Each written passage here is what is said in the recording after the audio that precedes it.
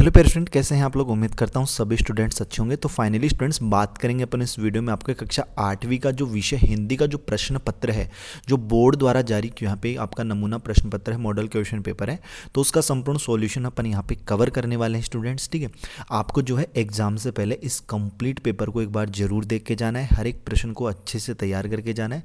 यहाँ से मतलब मॉडल पेपर से भी जो है कई बार क्वेश्चन जरूर आते हैं। ठीक है, तो आप लोगों को जो है यहाँ पे कंप्लीट पेपर का सॉल्यूशन जो है वो तैयार करवा दिया जाएगा। तो आप लोग संपूर्ण सॉल्यूशन एक बार एग्जाम से पहले जरूर देख के जाएं।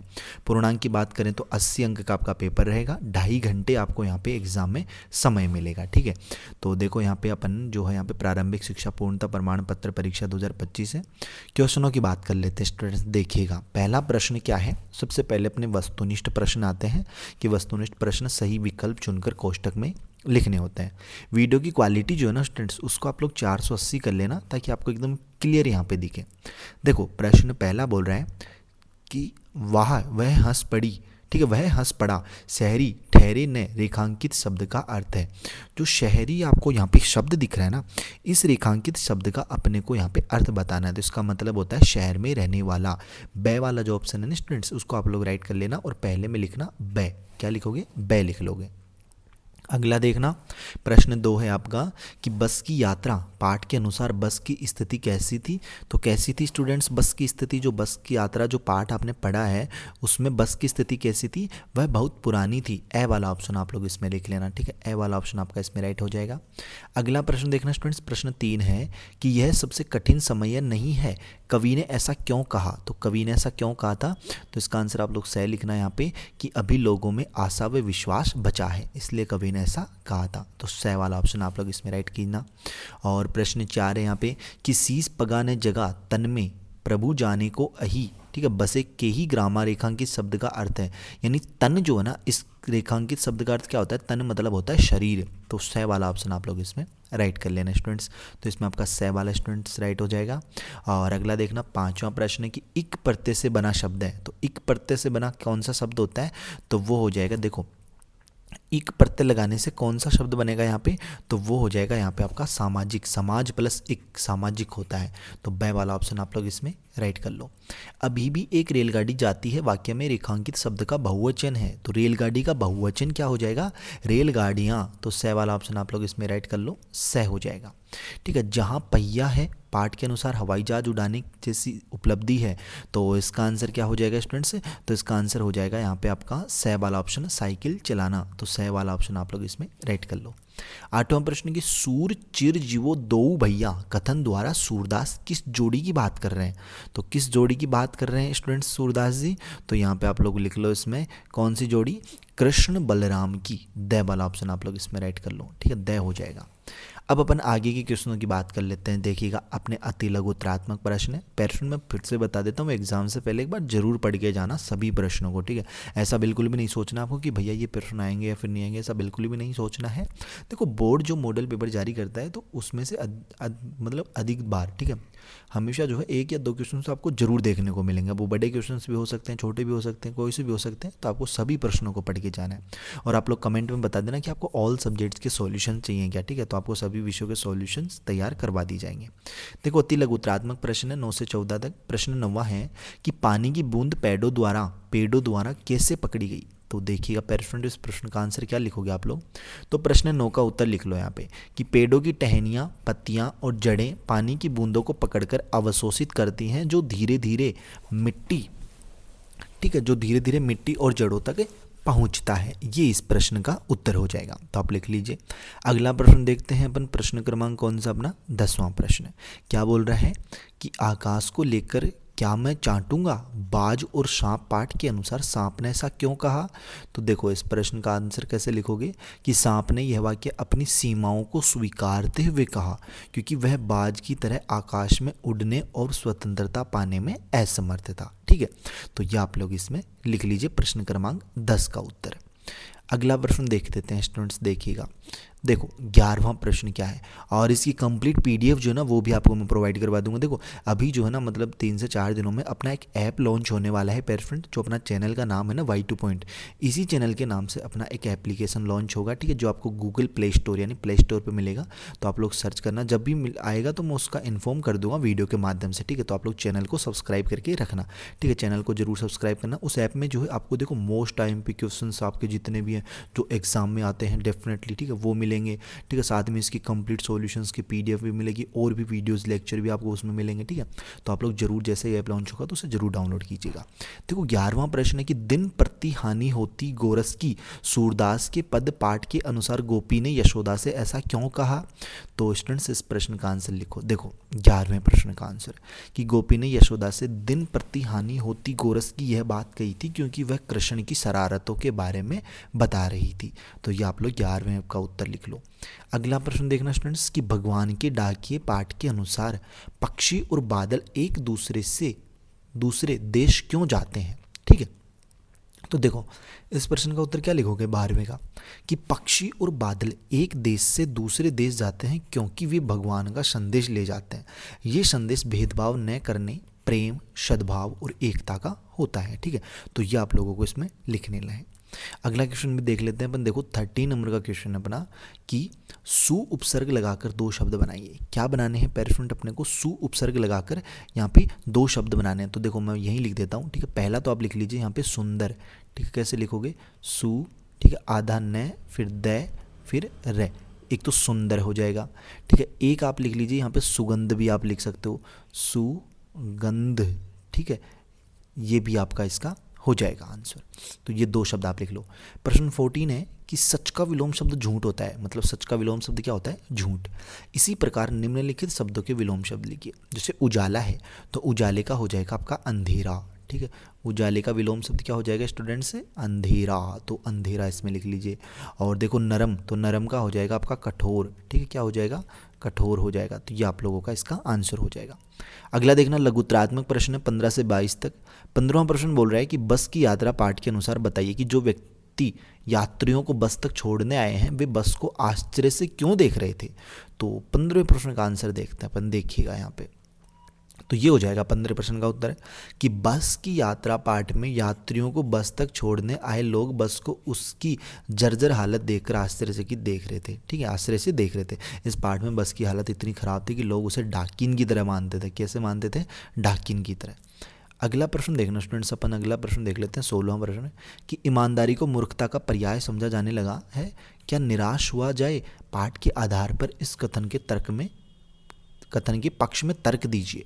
तो देखिएगा इसका आंसर लिख लो आप लोग कि ईमानदारी को मूर्खता का पर्याय समझा जाने लगा है, यह कथन क्या निराश हुआ जाए पाठ के आधार पर सही है। ऐसा इसलिए है क्योंकि आज के समय में बेईमानी का बोलबाला है और ईमानदारी को मूर्खता का पर्याय समझा जाता है।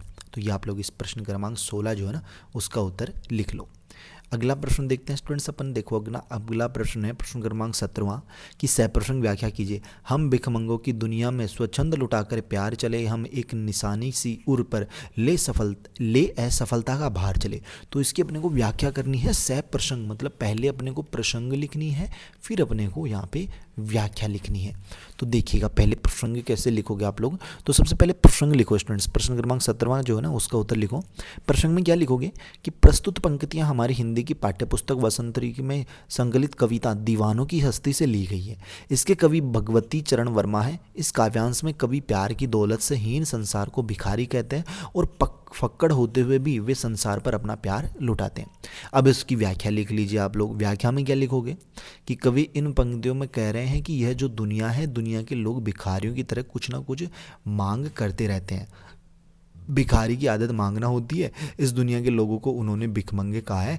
भिखमंगों की इस दुनिया में अपनी मन मर्जी से अपना प्यार लुटाकर चले हैं। वे अपने हृदय में यही एक निशानी लेकर आगे चले हैं। उन्होंने जीवन में असफलता भी पाई है और हार भी मानी है, लेकिन उस पर उसका बोझ स्वयं ही उठाया है।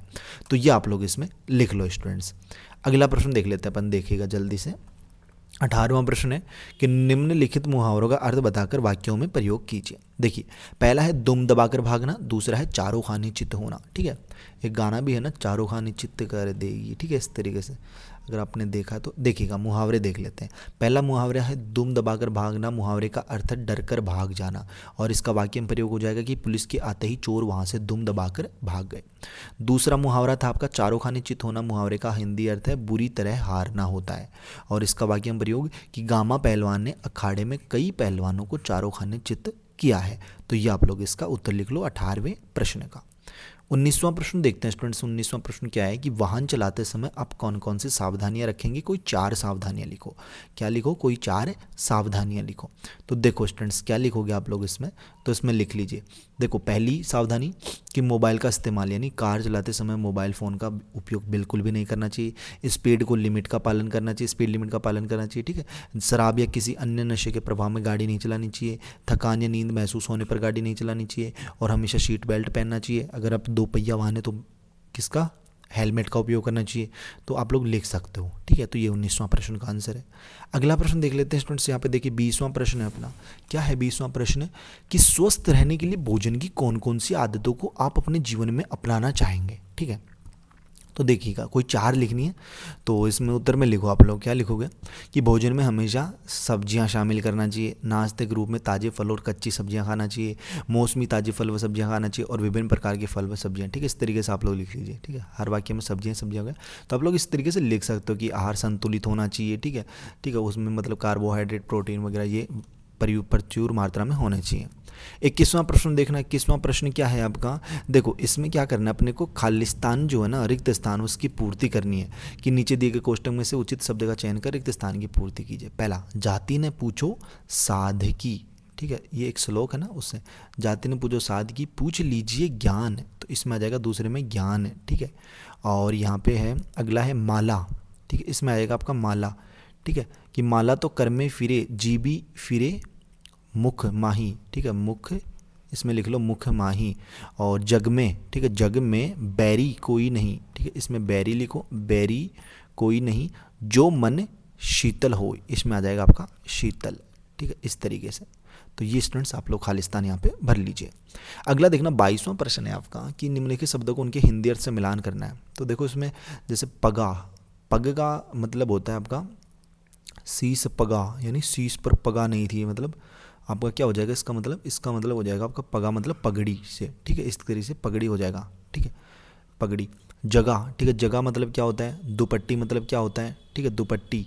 और उपानह, ठीक है, उपानह मतलब यानी हो जाएगा आपका जूता हो जाएगा एक तरीके से। महावत यानी हाथीवान हो जाएगा।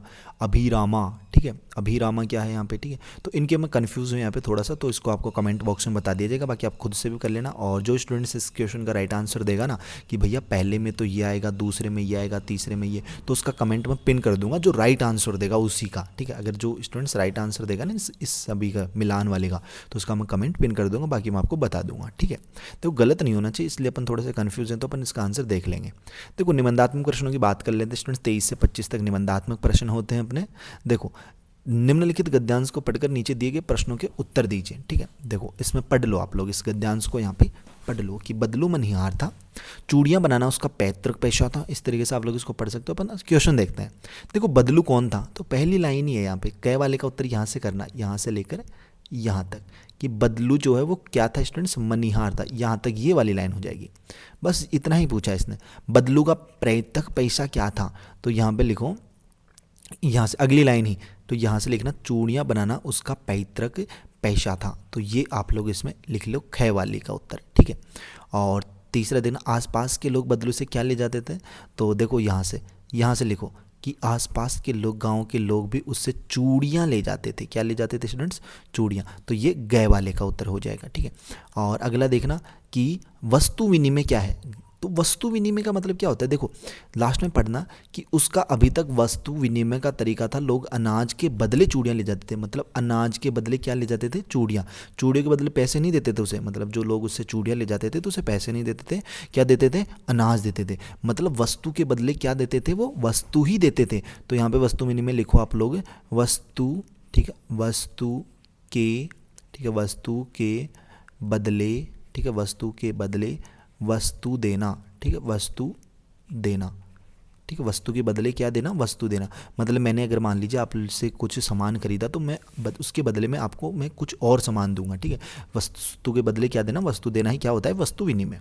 24वां प्रश्न देखना कि आप राजकीय बालिका उच्च प्राथमिक विद्यालय उल्लासपुरा, ठीक है, कि छात्रा रोहिणी है, आपके पिताजी का स्थानांतरण कोटा हो गया है, आप भी उनके साथ कोटा जा रही हैं, अपने प्रधानाध्यापक जी से स्थानांतरण प्रमाण पत्र लेने हेतु प्रार्थना पत्र लिखिए।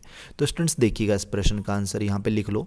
सबसे पहले लिखो सेवा में प्रधानाध्यापक जी राजकीय बालिका उच्च प्राथमिक विद्यालय उल्लासपुरा, विषय स्थानांतरण प्रमाण पत्र प्राप्त करने हेतु प्रार्थना पत्र। महोदया महोदया, सविनय निवेदन है कि मैं आपके विद्यालय की कक्षा 9 या फिर कक्षा 8 भी आप लोग लिख सकते हैं कि छात्रा रोहिणी हूँ, मेरे पिताजी का स्थानांतरण कोटा हो गया है, जिस कारण मुझे भी परिवार के साथ कोटा जाना पड़ेगा, अतः मुझे अन्य विद्यालय में प्रवेश लेने के लिए स्थानांतरण प्रमाण पत्र की आवश्यकता है। आपसे सादर अनुरोध है कि मुझे स्थानांतरण प्रमाण पत्र प्रदान करने की कृपा करें, ठीक है, ताकि मैं अपनी पढ़ाई में किसी प्रकार की बाधा न आने दूँ।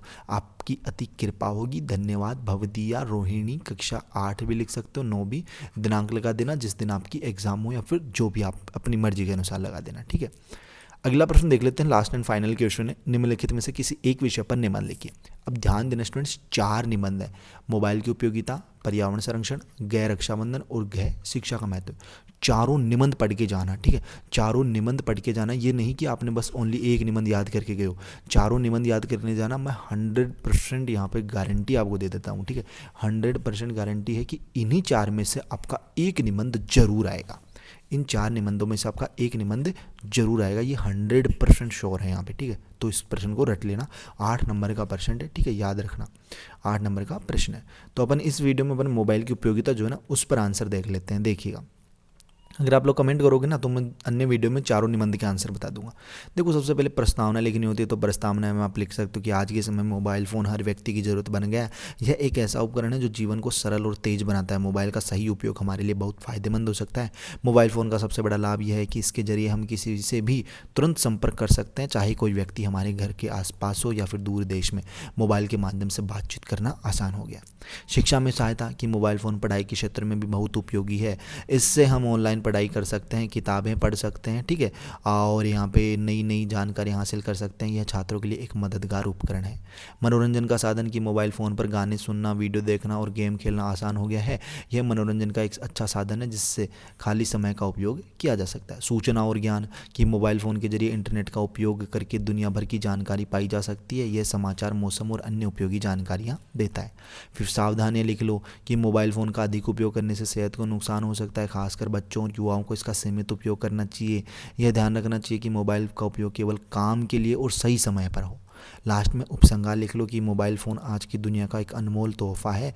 अगर इसका सही और सोच समझकर उपयोग किया जाए तो यह हमारे जीवन को आसान और बेहतर बना सकता है। हमें इसे संयमित तरीके से इस्तेमाल करना चाहिए। तो इस तरीके से पेरेंट एक कंप्लीट सॉल्यूशन अपन ने देख लिया है, हर एक प्रश्न का आंसर, ठीक है। उम्मीद करता हूँ कहीं पे कोई डाउट नहीं रहना चाहिए। अब नेक्स्ट वीडियो आपको कौन से सब्जेक्ट के सॉल्यूशन की चाहिए जल्दी से बता दीजिए। इसकी कंप्लीट पीडीएफ के लिए आप टेलीग्राम ग्रुप में ज्वाइन हो जाओ, जिसका लिंक वीडियो के डिस्क्रिप्शन बॉक्स में, या फिर टेलीग्राम पे जाना, सर्च करना Y2 पॉइंट, टेलीग्राम चैनल मिलेगा, उस पर भी आपको इसकी पीडीएफ इजीली अपलोड कर दिया है। और मैंने बोला है 3 से 4 दिनों में जैसे ही अपना ऐप लॉन्च होता है तो उसमें आपको मैं मोस्ट टाइम पे क्वेश्चंस वगैरह जितने आपके प्रीवियस ईयर के क्वेश्चंस पेपर हैं, मतलब पिछले सालों के जितने पेपर्स हैं, उन सभी की पीडीएफ, उनके सॉल्यूशंस, ठीक है, बहुत कंटेंट आपको जो है ऐप में मिलेगा। तो ऐप जल्दी लॉन्च होगा आपका, तो चैनल को सब्सक्राइब कर लीजिए, जैसे ही लॉन्च होगा आपको बता दिया जाएगा। बाकी अपन मिलते हैं पेरेंट जल्दी नेक्स्ट वीडियोज़ में इसी होशम जोश के साथ। तब तक सभी पेरेंट स्टूडेंटों को बाय, धन्यवाद। सभी पेरेंट स्टूडेंटों को टेक केयर।